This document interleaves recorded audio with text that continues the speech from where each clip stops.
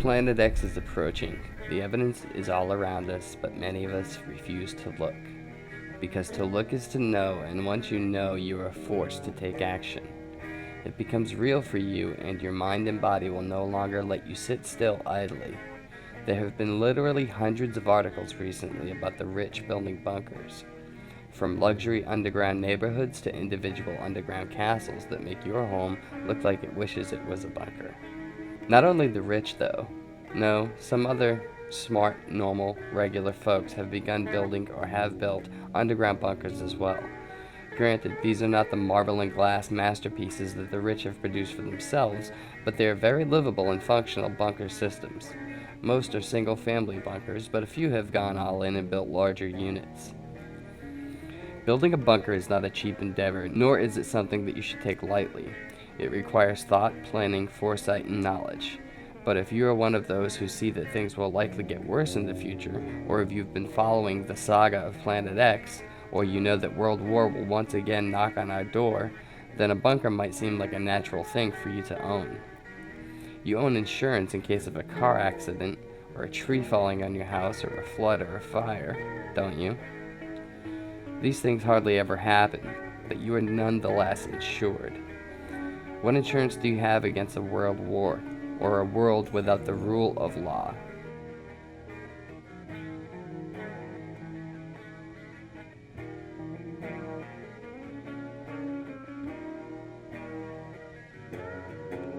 What insurance do you have for an asteroid hitting the planet? Or let's say we get hit by a solar flare, a super powerful coronal mass ejection from the sun that fries all of our electronics worldwide. It may take many years to replace just the basic components and get us back up and running to bare minimum standards. The places that make the components won't even have power, so the first few 100,000 will have to be made by hand, by candlelight. Think about that. In the best case scenario, let's just say that there is a massive weather event that knocks out power and transportation for a few months, and we end up with mass lawlessness for a time. Let's say that time is just a year or so. Soon the protests will quickly turn to fighting in the streets, then worse. When the hungry are overrunning everything everywhere in search of supplies. Basically, it will be like the purge for a period of time. And this is the best case scenario. People will still have the basic understanding that the world is not done. It just took a hit and needs to heal. They'll know that one day we will get back to normal. But even knowing this, people will still kill, rob, steal, rape, loot, and pillage. In today's world, where the supposedly open-minded and all-inclusive people are the first to assault you for holding a different viewpoint or belief than them, what do you think that these champions of free speech, diversity, welfare, and big government dependence will do for a meal when they are starving? And these are the supposed good guys? If the good guys will pound cake you into the ground for a meal, what will the bad ones do? So you see, being prepared for any eventuality is one of the smartest things that one can possibly do. You carry an umbrella in your car in case it rains, don't you? Congratulations, you are a prepper. You carry a condom in case you have a sexual encounter, don't you? Again, you're a prepper. You have insurance, you're a prepper. Do you see where this is going? Why not have some extra food on hand? Why not learn how to start a fire using non-traditional methods? Why not stock some candles and keep some of those old sweaters that you are going to send to Goodwill? Layers can save your life. One of the things that we have missed the ball on here on our channel is how to make it through a cataclysmic event. We talk about them, but we never really talk about how to get through them. Some folks and even their families have already begun doing this and have been doing it for some time. In some parts of the country, some folks still live off the land a fairly good bit. From Louisiana to Alaska, many folks can and do live off what the good Lord provides and not much else. Perhaps we need to get back of doing some of this ourselves. For the last few years, we have watched countless television shows about survival. From the ubiquitous Survivor, which has been around forever and is probably the king of reality programs, to Dual Survival, Man vs. Wild, Naked and Afraid, Survivor Man, and the list of television programs goes on and on. There is a reason why they are called television programs, because television is programming us to do what the government wants. Ever since they started broadcasting, they have been using it to control us. We have been sent subliminal messages and others that aren't so subtle.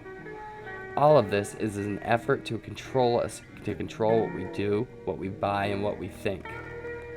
Now you have to stop and ask yourself, since the year 2000, why all the focus on the programs that seem to show all of the survival and living off the land? Shows like The Last Alaskans, Alaska the Last Frontier, Alaskan Bush People, Wild West Alaska, and more. And then of course all of the survival shows that we mentioned a moment ago. And the two most out front and telling names of shows would be Doomsday Preppers and Doomsday Bunkers. All of these shows are designed to do one thing and one thing only: teach you the primitive skills that you have forgotten or you never learned because you didn't need them in the first place. Don't you think the government would rather be filling your head with all of the worthless propaganda for all of their schemes and the things that they want us to do? Of course they would.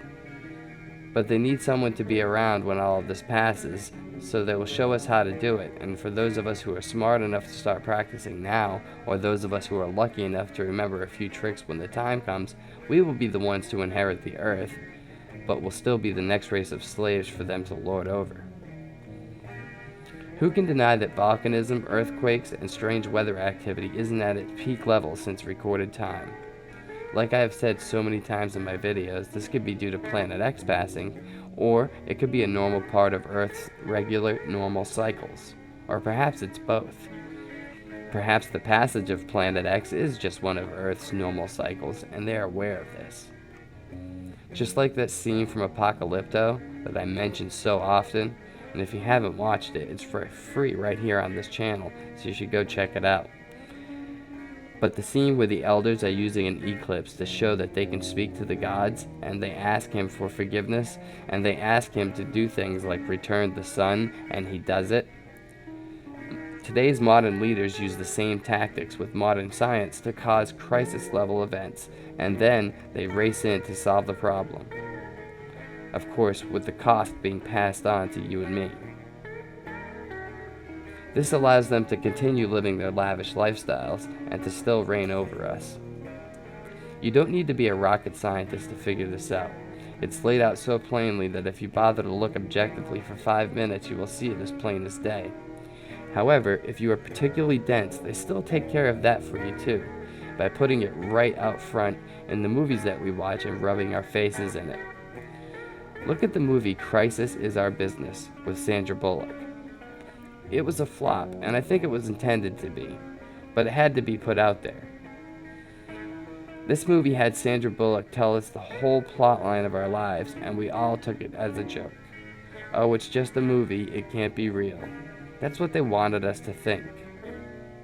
Where is the best place to hide something? In plain sight, of course. So regardless, if you think that Planet X is some strange thing that's never going to happen, or if you think that it's causing all of the strange weather and earthquakes and volcanism and sinkholes and all the asteroids, if you think it's all just one big coincidence, or if you believe in it, it doesn't really matter. What matters is what are you going to do about the future? Because the future's coming, and it's not going to get better. It never does. It always gets worse. And our future is going to require more than just a happy-go-lucky slogan to survive. I would encourage you to start making some plans today and plan to survive whatever may come.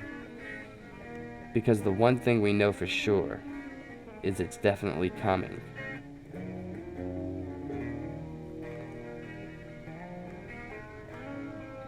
Thank you so much for watching, and I hope you will like and subscribe. We produce videos on a variety of subjects, mostly Planet X and the Mandela effect, and we hope that you will join our community as we discuss these issues and how they affect our day-to-day lives. Thanks again, and we'll talk to you soon.